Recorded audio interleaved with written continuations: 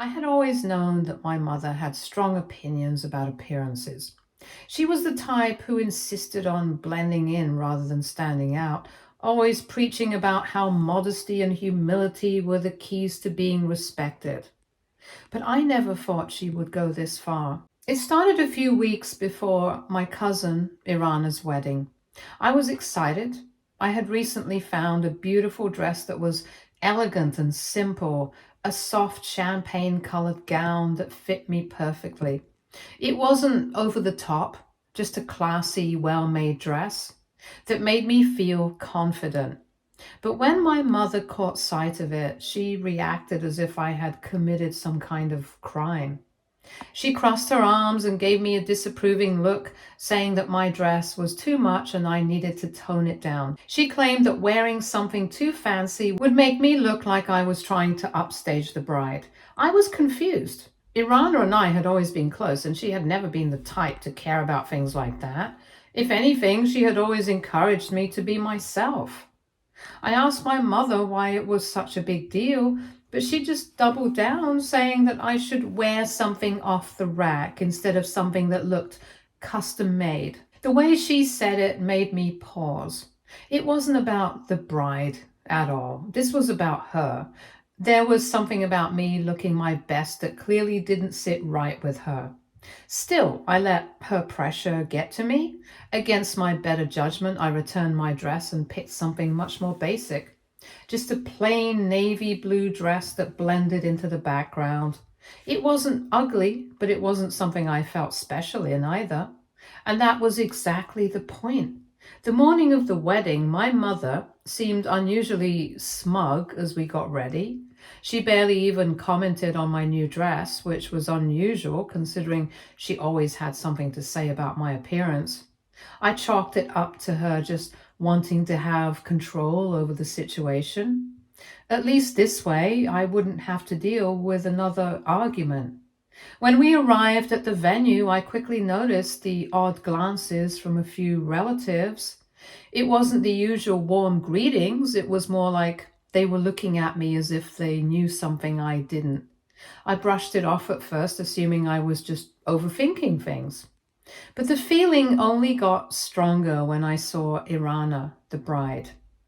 She looked beautiful in her wedding dress, but the moment she saw me, her expression shifted. It wasn't anger, but there was definitely something there. She hesitated for just a second before pulling me in for a hug, and I could tell that she was holding something back. I tried to shake off the feeling, focusing instead on the ceremony. It was beautiful, and for a while, I managed to push aside the nagging thought in my head that something was wrong. But as the night went on, the tension didn't go away. Then, right before dinner was served, Irana pulled me aside. Her face was serious and she glanced around before speaking as if making sure no one else was listening. She said she needed to tell me something, but wasn't sure how I was going to take it. The way she said it made my stomach drop. Something about her tone told me that whatever she was about to say wasn't good. I nodded, waiting for her to continue, my heart pounding, and then she said it. The real reason why my mother had been so insistent about my dress choice. I felt my breath catch in my throat. I had expected some petty reason, maybe even something about my mother's usual controlling tendencies, but this was something else entirely. And in that moment, standing in the middle of a wedding reception, I felt my entire perception of my mother shift. I had always known she had her issues, but I never imagined she would do something like this. And suddenly, everything started to make sense. She told me that my mother had come to her a few weeks before the wedding with a special request. She had asked Irana to enforce a strict dress code for me. My mother didn't want me in anything expensive or elegant, insisting that I needed to wear something plain and forgettable. I felt my body go cold. Irana went on, saying that at first she had been confused. It wasn't as if I had a habit of showing up and stealing the spotlight at events, so it seemed like such a random and unnecessary demand. But then my mother gave her reasoning. She didn't want certain guests at the wedding to notice me. That's when it clicked. I suddenly became aware of the people around me. Some extended family, old friends of my parents, people I barely had relationships with. My stomach twisted. Irana said she had only agreed to my mother's request to keep the peace, but now she felt guilty about it. She hadn't wanted to start drama before her wedding, but seeing me in that plain dress, knowing the real reason behind it, made her feel like she had betrayed me. I asked her why my mother was so concerned about who noticed me. Irana hesitated and then said something that made my head spin. My mother had told her that there were people at the wedding who didn't know I existed. I could barely process it. I knew my mother had always treated me differently compared to my cousin or even some of my other relatives, but to go as far as to hide my existence? Irana clarified that it wasn't exactly that they didn't know I was alive, but rather they had been given the impression that I wasn't relevant, that I wasn't worth mentioning. Apparently, my mother had been painting a very specific image of our family to certain relatives and old friends, and I didn't fit into that picture. I could feel my hands trembling. I asked Irana who exactly didn't know about me. She bit her lip before answering. She mentioned a few names, people from my mother's side of the family, distant relatives who lived in another state, and old friends from her youth, and the one that stung the most, a man my mother had apparently been trying to set up my cousin with. Irana looked uncomfortable as she explained that my mother had spent months talking about how amazing my cousin was and how she was the pride of the family. The perfect example of grace and beauty, the kind of woman who deserved to marry into a wealthy, successful family. And when the topic of me came up, she had brushed it off. She hadn't outright denied my existence, but she had made it clear that I wasn't on the same level, that I wasn't someone worth mentioning. Irana said that my mother had been terrified that if I showed up looking confident and well put together, it would contradict the story she had been telling. That people would start questioning why I wasn't part of these conversations, why I had been left out. I had to sit down. My mother had always been controlling, but this was cruel. Irana apologized over and over, saying that she regretted not warning me sooner. She admitted that she had only realized how twisted it was when she saw me arrive in that plain dress, when she saw how my mother smiled in satisfaction. I could barely hear her at that point. I felt sick. The realization hit me hard. My own mother had deliberately tried to erase me from her social image. And the worst part, it had worked. For years, I had felt like the odd one out in my own family, always being treated like I didn't belong. I had assumed it was just favoritism, that my cousin was simply the princess, but now I was seeing the truth. This wasn't just about favoritism. This was about my mother actively working to make me invisible. I asked Irana if my family knew. She hesitated before saying that she wasn't sure, but she wouldn't be surprised if he had just gone along with it. That answer didn't shock me. I sat there for what felt like an eternity, my mind racing. And then, as if on cue, my mother appeared, smiling like she hadn't just been exposed for who she truly was. She placed a hand on my shoulder, squeezing it in a way that was supposed to look affectionate but felt like a warning. She asked why I looked so pale and if I was feeling all right. I saw her right then for exactly what she was. I had been blind for so long, but now I knew the truth. And there was no coming back from that. I looked at my mother, feeling the weight of Irana's confession. I had no intention of staying quiet. I took a slow breath, willing my voice to stay steady. I asked her why she had been so adamant about what I wore tonight, why it had been so important for me to blend in, to disappear. Her smile didn't falter, but I saw the slightest flicker in her eyes, surprised that I was asking so directly. She let out a soft laugh, calling me dramatic, saying she only wanted me to dress appropriately for the occasion, that she knew how easily I could be over the top sometimes. Over the top? I glanced down at my plain dress and then back up at her. I told her Irana had already explained everything. Her expression barely shifted, but the fingers on my shoulder tensed for just a second. She recovered quickly, letting out another small laugh, this one sharper, colder. She called Irana misinformed and said that I should know better than to believe everything people say, especially people who just want to stir up trouble. I told her she could stop pretending. I told her I knew that she had spent years downplaying my existence, making sure certain people never asked about me, that she had built an image of our family that deliberately left me out. Her smile was gone now. She let go of my shoulder and folded her arms, tilting her head in a way that was supposed to make me feel small. It was the same look she had given me 1,000 times growing up, the one that had always made me second guess myself, but not this time. She scoffed, saying I was being ridiculous, that of course she had never hidden me.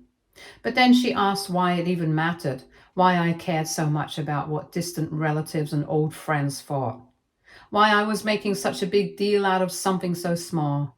Small? I felt my stomach twist. I told her it wasn't small, that she had been doing this my entire life, that I had spent years wondering why I always felt like an outsider in my own family, and now I finally knew. She sighed, acting as if she were exhausted by the conversation. Then she said something that nearly made me snap. She told me not everything had to be about me. About me? I stared at her, barely able to process that response. I told her this wasn't about wanting attention.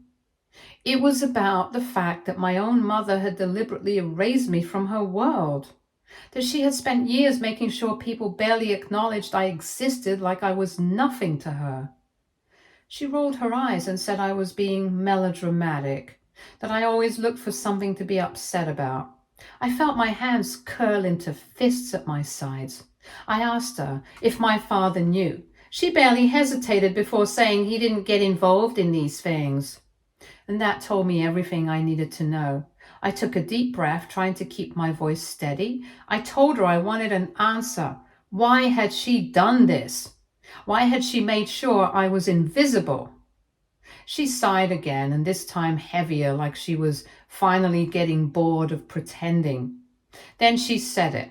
She told me that I had never fit into the image she wanted, that I had always been different and difficult, that I had never been as easy to manage as my cousin, that I had ruined opportunities for the family before by standing out too much or saying the wrong things. She said that it was just easier to focus on the parts of the family that made things simpler, like I was a complication, a problem. She was looking at me like I should understand, like she had done nothing wrong. I felt something inside me snap, and I told her I was done. I was done being treated like I didn't exist unless it was convenient for her. Done letting her dictate how much of me was acceptable to show the world. I told her that from now on, she didn't have to worry about me being part of her image. She could erase me completely because I was walking away. She opened her mouth, maybe to argue, maybe to brush it off again, but I didn't wait to hear it. I turned and left. I could hear Irana calling after me, but I just needed to get away.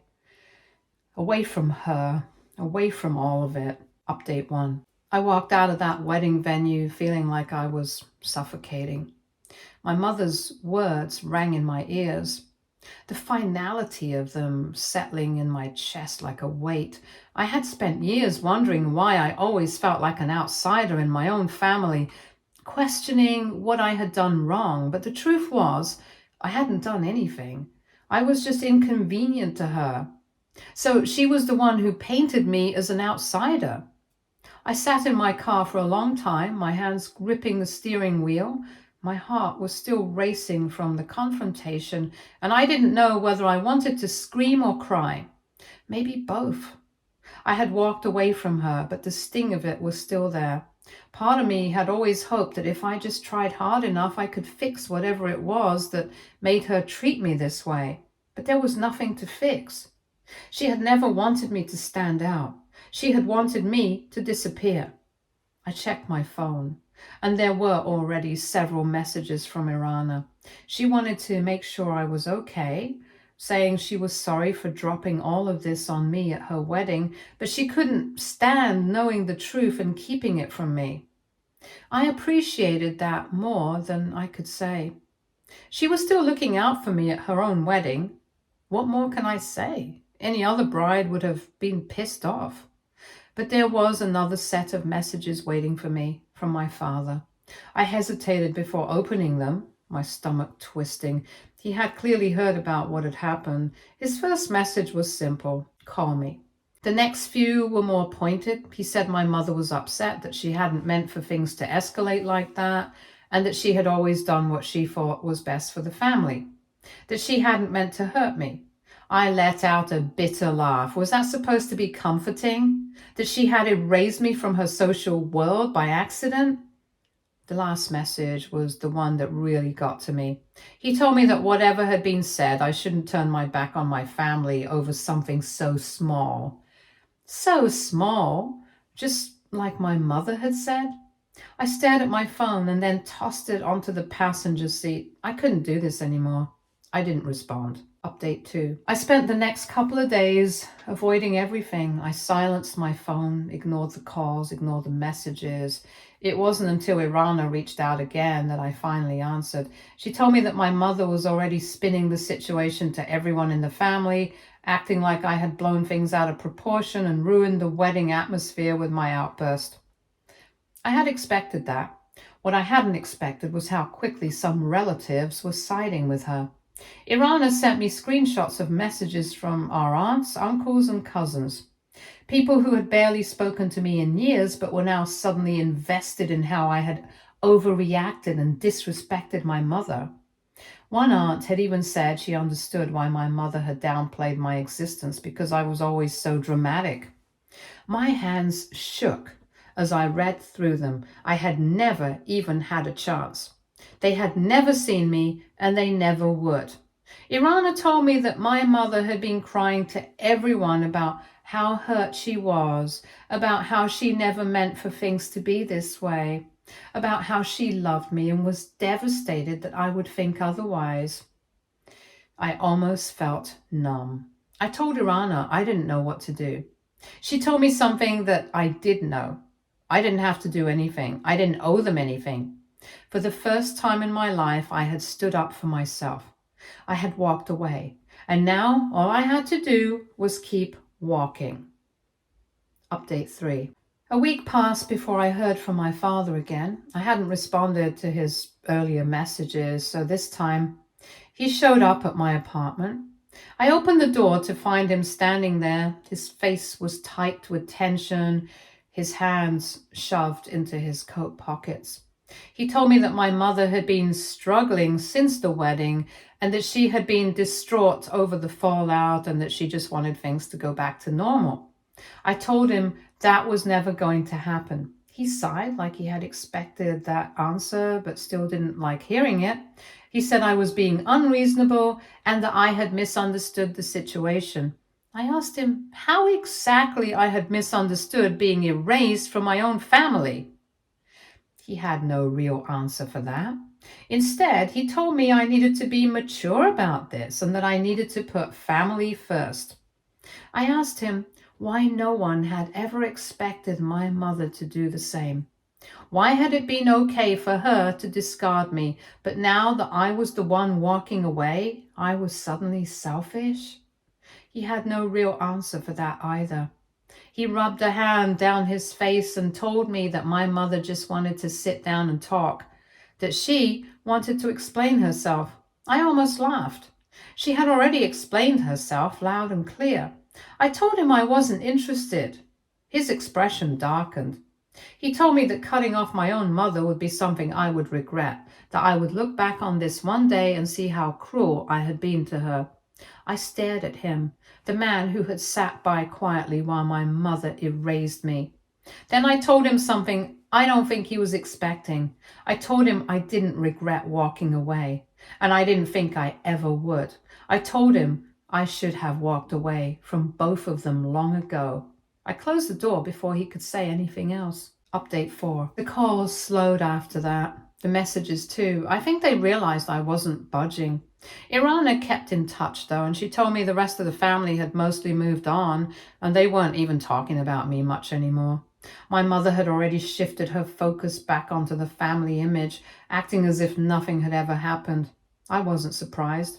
She'd been trying to erase me for years, and now she finally got what she wanted, except this time it was me choosing to disappear.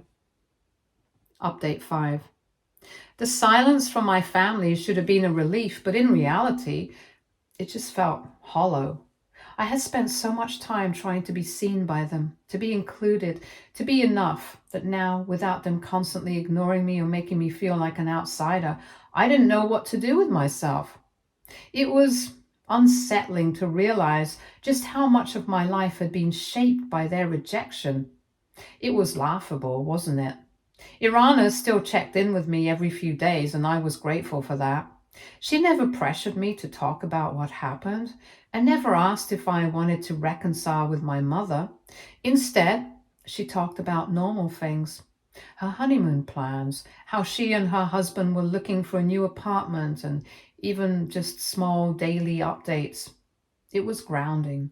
But then one afternoon, she sent me a message that made my stomach drop. She told me my mother was playing the grieving parent act harder than ever. Apparently, she had been telling people that I cut her off for no reason and that she had always tried her best to love me, but I was just so angry and bitter that I had pushed her away. Irana had overheard this at a family gathering, more like a kiddie party that she had been invited to, and unsurprisingly, most of the relatives had believed it without question. They nodded sympathetically, reassuring my mother that she had done everything she could, that some children just turn out ungrateful and that she shouldn't beat herself up over it. I shouldn't have cared. I had already made my decision to walk away. I had told myself that their opinions didn't matter anymore. But it still burned.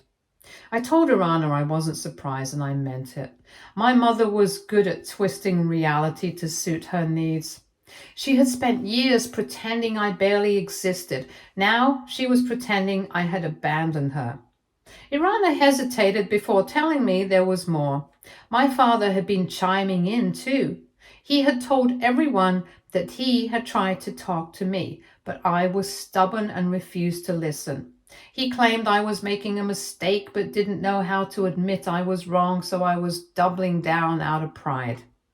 That one stung more than I wanted to admit. But what hurt the most was what came next. My mother had told everyone that she was still holding out hope that I would come to my senses and apologize, that one day I would realize how much I had hurt her and come crawling back. As if I was just going through a rebellious phase. As if my entire existence in that family had not been defined by her rejection of me. I stared at the message for a long time before finally typing out a response to Irana. Let them think whatever they want. I don't care. It was a lie, and we both knew it. Update 6. A few days later, I got an email from my father. Yes, he had resorted to emailing me now. I almost deleted it without reading it, but some part of me was still too weak for that, so I opened it. It was short, just a few paragraphs. He said that my mother was willing to talk if I was ready to act like an adult about this. That the drama had gone on long enough, that family was family, and I needed to put aside my pride and fix what I had broken. Not what she had broken, what I had broken. Like always, the responsibility was mine. Like always, I was the problem. I didn't reply. Instead, I blocked his email. Update 7. The next few weeks were quiet, too quiet. Without the constant background noise of my family's disapproval, I had to sit with my own thoughts. I had to confront the reality that I had spent my entire life seeking love and validation from people who had never intended to give it to me. And now I had to figure out what to do without them. For the first time in my life, I wasn't waiting for their approval. I wasn't waiting for them to love me. I wasn't waiting for anything. I was free. But freedom, it turned out, was terrifying. Irana came to visit a few weeks later. She had been keeping her distance, giving me space to process everything, but now she was sitting in my living room, a glass of wine in her hand, looking at me like she was trying to figure out how to say something. Eventually, she just sighed and said it. She asked if I was okay. I told her I was fine. She gave me a look that said she didn't believe me. I didn't blame her. I didn't believe me either. She set her glass down and told me that she had seen what my mother was saying now, that it had gotten worse. Apparently, my mother was telling people that she was praying for me because I had been brainwashed by outside influences, that she had always done her best to protect me, but I had been led astray. She was painting herself as the victim more than ever. Irana told me she wanted to warn me because some of our relatives had started reaching out to her asking if she thought I would come around soon or should they do something to intervene. Intervene? As if I was just being difficult for attention? I asked her if she had told them the truth, and she gave me a sad smile and said it wouldn't have mattered. I nodded. I knew she was right. Then she said something I wasn't expecting. She asked if I wanted to write out my side of things, if I wanted to get it all out just once. Not for them, not to convince them, for me. She told me I didn't have to send it to anyone, that I didn't even have to let her read it. But she thought it might help. I didn't know how to respond to that, so I just said I'd think about it. That night, I sat at my desk, staring at a blank document on my laptop, and then before I could stop myself, I started typing. I wrote everything, every moment I had been dismissed, every time I had been pushed aside, every time I had questioned my own worth because of the way my mother had treated me. Every single time I had tried to fix things only to realize there was nothing to fix. Because the only broken thing in this situation was her love for me. It was exhausting to put it all into words, but it was also freeing. When I was writing, I wasn't trying to make her see me. I was making myself see me. I didn't know if I would ever send it, but I was considering it. I wasn't afraid of the emptiness I was feeling. I was learning to exist outside of it. Update 8. Irana had been patient, never pushing, never demanding, but when she asked if she could read the document, I hesitated for only a moment before sending it to her. Hitting send felt like exhaling after holding my breath for years. It wasn't just about the words on the page, it was about being seen, really seen. It was my perspective that no one had cared enough to ask about. Irana had always been on my side, but now she would know everything. There would be no need for explanations, no need to soften the edges of my pain. A few hours later, she called me and she said she had read every word and she cried. She said that she wished I had never gone through any of it and she wished she had seen it sooner. But more than anything, she said she was proud of me. I believed it. I believed her. A few days later, I made a decision. I asked Irana if she would send the document to the rest of the family for me, not to start an argument, not to change anyone's mind, just so they would know.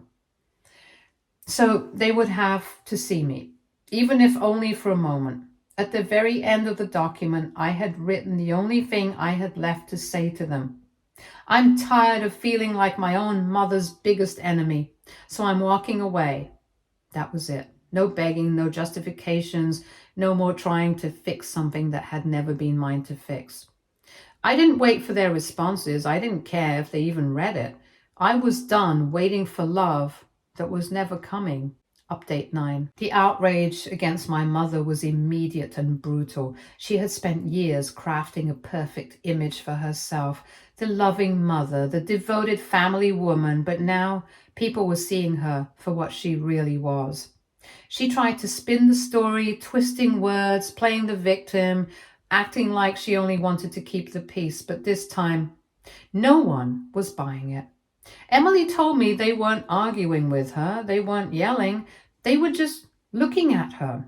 with disgust, with disappointment, with the weight of the truth staring her in the face.